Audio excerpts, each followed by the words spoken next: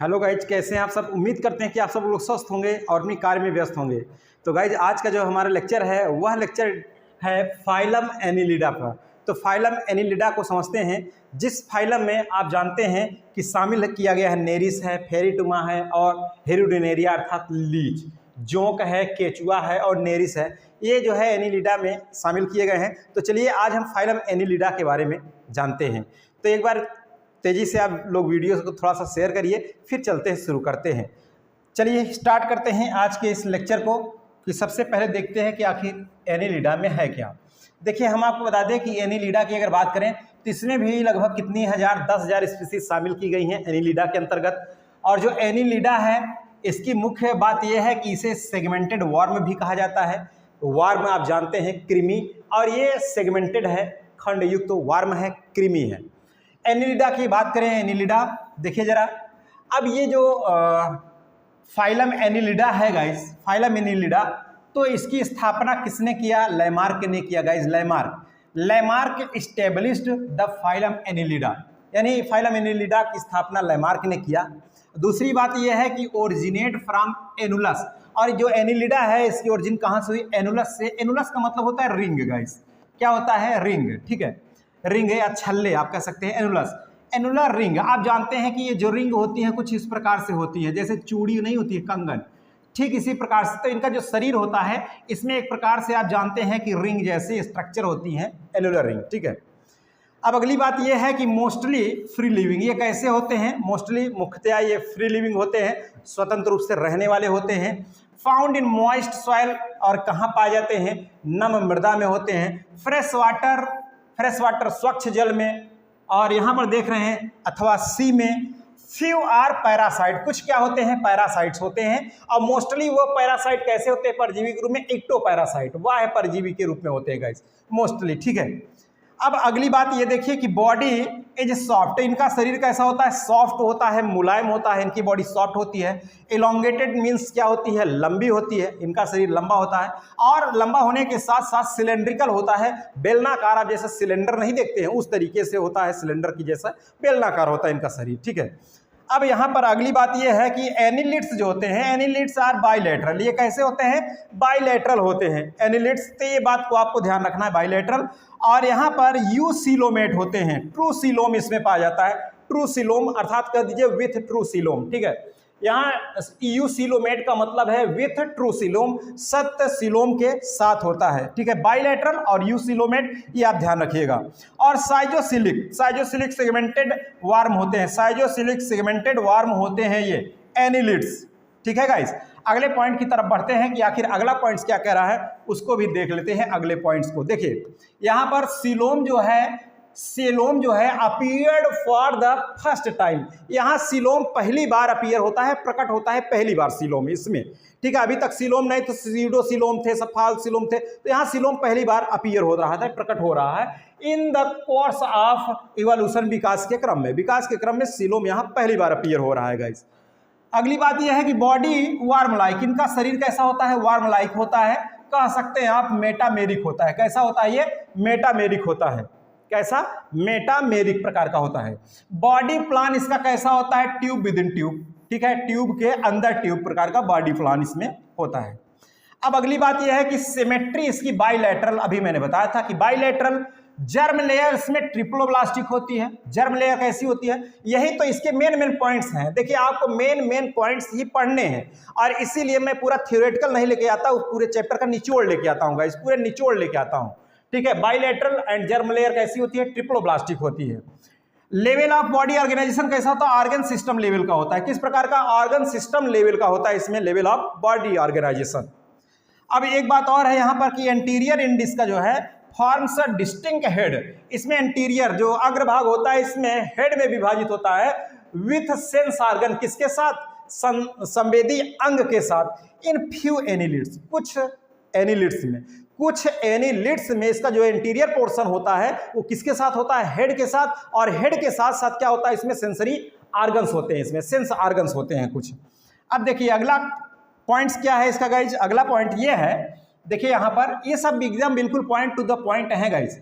Appendages are simple, इसमें appendages क्या होते हैं? साधारण होते हैं। अनजॉइंटेड होते हैं एंड लोकोमोटरी हैविंग, अब यहाँ बात यहाँ पर ये सबसे ज्यादा इंपॉर्टेंट इसलिए हाइलाइटर आप देखिए, लोकोमोटरी हैविंग काइटिनस सीटा, अब ये सीटा कुछ लोग कहते हैं सीटी पढ़ते हैं इसको, काइटिनस सीटी के साथ and parapodia with CD, parapodia भी सीटी के साथ, वेरी वेरी मोस्ट इंपॉर्टेंट, ये भी इंपॉर्टेंट है और ये भी इंपॉर्टेंट है दोनों, ठीक है, इसे आप ध्यान रखिएगा, काइटिनस सीटी और पैरापोडिया विथ सीटी। अब ये सीटी क्या है गाइस, देखिए इसके चलने में क्या करता है, ये हेल्प करता है, ये देख लिए पैरापोडिया विथ सीटी हेल्प इन स्विमिंग, इसके तैरने में क्या करता है, ये सहायता करता है, ठीक है, स्विम करने में ये सहायता करता है। बॉडी वॉल कंसिस्ट ऑफ, इनका जो शरीर होता है, शरीर की भित्ति तीन भाग में बटी होती है, एक तो क्यूटिकल होता है, दूसरा एपिडर्मिस और अगला जो होता है मसल लेयर, तो क्यूटिकल हो गया, एपिडर्मिस हो गया और मसल लेयर हो गया, ठीक है, इनकी बॉडी वॉल कितने तीन लेयर में कंसिस्ट होती है, बटी होती है। एलिमेंट्री कैनाल की बात अगर हम करें, एलिमेंट्री कैनाल की, तो एलिमेंट्री कैनाल इज स्ट्रेट, सीधा होता है, भाई केचुआ अगर सीधा है तो सीधा हो गया, तो सीधा हो गया, कोई भी हो गया, तो एलिमेंट्री कैनाल इसका स्ट्रेट होता है और एक्सक्रीटरी ऑर्गन इसमें नेफ्रिडिया होता है, बहुत ही इंपॉर्टेंट, ये एक्सक्रीटरी ऑर्गन इसका नेफ्रिडिया होता है इसमें, ठीक है, उत्सर्जी अंग किसके रूप में होता है, नेफ्रिडिया के रूप में होता है, इस पॉइंट्स को आपको नोट करना होगा, ठीक है, नेफ्रिडिया। साइजोसील टाइप ऑफ सीलोम, इसमें सीलोम किस प्रकार का होता है, साइजोसिलिक प्रकार का होता है, साइजोसील होता है, कह सकते हैं साइजोसिलस जो होता है ये क्या होता है, पेरीविसरल सीलोम के बिल्कुल थ्रू, ठीक है, पेरीविसरल सीलोम के इक्वल। अब यहाँ अगली बात ये है, यहाँ अगली खास बात क्या है उसकी तरफ भी हम बढ़ते हैं गाइस, अगली बात क्या है, यहाँ इसको भी देख लीजिए, बात यह है कि देयर इज नो स्केलेटन, देख लीजिए यहाँ पर कोई जो है स्केलेटन नहीं है गाइस, कोई कंकाल इसमें नहीं है। अब सोच लीजिए केचुआ को मारे हड्डी हड्डी तो कहाँ थोड़ी होगा, उसमें हड्डी हड्डी थोड़ी होगी, नो स्केलेटन, केचुआ में कोई स्केलेटन नहीं है। आप कह सकते हैं केचुआ पर्टिकुलर बात नहीं कर रहे हैं, एनिलिडा के अंतर्गत आने वाले सभी जो है एनिमल्स की बात कर रहे हैं, ठीक है, नो स्केलेटन। और अगली बात यह है कि fluid filled coelom serve as a hydrostatic skeleton, इसमें जो है एकदम बिल्कुल हाइड्रोस्टैटिक स्केलेटन प्रकार का भर जाता है, प्रेशर के साथ टाइट हो जाता है भैया, ठीक है, तो इसमें फील्ड भरा होता है, जो है इसमें जो सीलोम होता है वो भरा होता है किसके साथ, हाइड्रोस्टैटिक स्केलेटन के साथ, ठीक है, उसमें कुछ फ्लूइड होता है और वही के कारण प्रेशर होता है तो थोड़ा सा एकदम स्ट्रेट हो जाता है, ठीक है।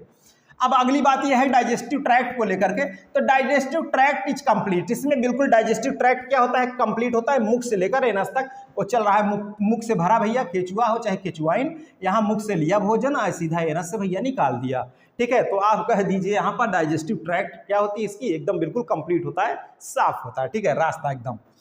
देखिए यहाँ पर गट की बात करें तो the gut has both circular and longitudinal, इसमें गट कैसा होता है, सर्कुलर एंड लॉन्गिट्यूडनल मसल्स के साथ, ठीक है, इनमें गट कैसी होती है, दोनों प्रकार की, सर्कुलर भी और लॉन्गिट्यूडनल मसल्स भी होती है गट में, ठीक है, इसके गट में सर्कुलर और लॉन्गिट्यूडनल दोनों प्रकार मसल होती है। फ्यू एनिलिड्स आर सैंगिवोरस, कुछ एनिलिड्स कैसे होते हैं, सैंगिवोरस होते हैं भैया, चूस लिया ना, रक्त को पकड़ लिया, अरे बाप रे बाप, यहाँ से चूसने लगा, जैसे जोंक नहीं होती जोंक, अब उसमें देखते हैं एक तरफ से चिपक लेता है और दूसरी की तरफ मुंह से मार के सक करता है, ठीक है, समझ रहे हैं, तो इस प्रकार से इसमें। अब ये अगली बात ये है कि डाइजेस्टिव ग्लैंड इसमें जो है, पाचक जो ग्रंथि होती है, आर डेवलप, कैसी होती है, डेवलप होती है for the first time in annelid, भैया बहुत ही इंपॉर्टेंट बात है ये। अगर हम बात करें कि डाइजेस्टिव ग्लैंड जो होती है तो पहली बार जो है अपीयर हो रही है किसमें, एनिलिड में, पहली बार विकास हो रहा है डाइजेस्टिव ग्लैंड की एनिलिड्स में। इसके पहले भैया पाचक ग्रंथियां नहीं थी कि हम भोजन वाली ये तो हमको ले आकर के पचा देगा, पचा दो नहीं तो इसको थोड़ा सा दिक्कत प्रॉब्लम यानी प्रॉब्लम खड़ी होगी, तो ऐसा नहीं, यहीं से होता है शुरू गाइस, तो इस बात को भी ध्यान रखिएगा, digestive glands are develop for the first time in annelid. अगली बात यह है रिस्पायरेशन को लेकर के, तो रिस्पायरेशन इज थ्रू स्किन, यानी रिस्पायरेशन इसमें जो श्वसन है कोई विशेष प्रकार के इसमें श्वसन के लिए अंग नहीं होते कि भैया आने दो मैं श्वसन के लिए बैठा हूं, इसमें थ्रू द स्किन, यानी किसके द्वारा होता है, ये स्किन के द्वारा इसमें रिस्पायरेशन की प्रोसेस होती है। अब मुख्य रूप से एरोबिक ऑक्सीजन अगर है तो वहां से, समझ रहे हैं। क्यूटेनियस रिस्पायरेशन देख लीजिए, इसमें क्यूटेनियस रिस्पायरेशन है, सम हैव गिल्स, कुछ में क्या होता है, गिल्स होता है, जिसे आप कह सकते हैं इस प्रकार का अगर श्वसन मिल रहा है तो ब्रांकियल रिस्पायरेशन कहेंगे, गिल्स अगर है तो क्या कहेंगे, ब्रांकियल रिस्पायरेशन बोलते हैं गाइस, ब्रांकियल रिस्पायरेशन।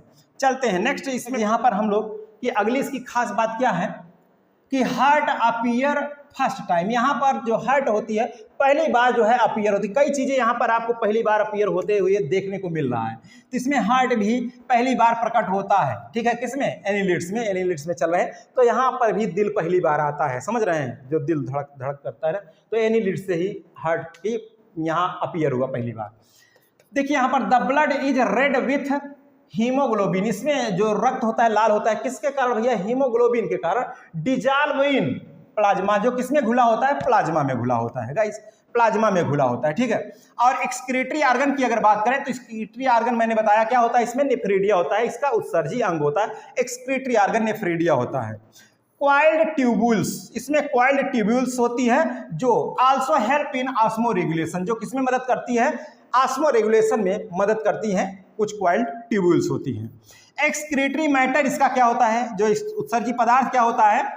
पहली बात तो अमोनिया इन एक्वेटिक फार्म, अगर एक्वेटिक फार्म में है तो अमोनिया, ठीक है, और यूरिया जो है इन लैंड फार्म, अगर वो स्थलीय है, इसी में एनिलिडा में स्थलीय कुछ है तो वो उसका उत्सर्जी पदार्थ क्या होता है? यूरिया हो जाता है, और NH2CO यूरिया है। और एक्वेटिक फार्म में है, जलीय अगर जंतु है तो उसका उत्सर्जी पदार्थ क्या है? अमोनिया है गाइस। ठीक है, और इसमें अगर सेक्सेस की बात करें तो मे बी सेपरेट, ठीक है, कैसे हो सकते हैं? सेपरेट हो सकते हैं अथवा यूनाइटेड हो सकते हैं, ठीक है, संयुक्त हो सकते हैं, अलग अलग अथवा एक ही में।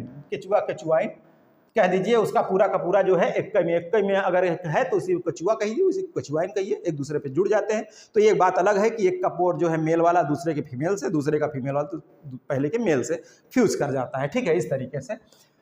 तो ये मोनोइसियस अथवा डायोसियस हो सकते हैं, मोनोइसियस अथवा डायोसियस, एक लिंगी अथवा द्विलिंगी। नो सेक्सुअल डाइमार्फिज्म, इसमें जो है लैंगिक द्विरूपता देखने को नहीं मिलती है। क्लीवेज इज स्पाइरल, क्लीवेज कैसा होता है? Spiral and determinate unequal holoblastic. ठीक है, तो ये बात आपको ध्यान रखना पड़ेगा। क्लीवेज यहीं से घुस के क्वेश्चन बनता है guys. Cleavage is spiral and determinate unequal holoblastic. ठीक है, ये बात आप उसमें लिख लीजिए मोटा मोटा बिल्कुल।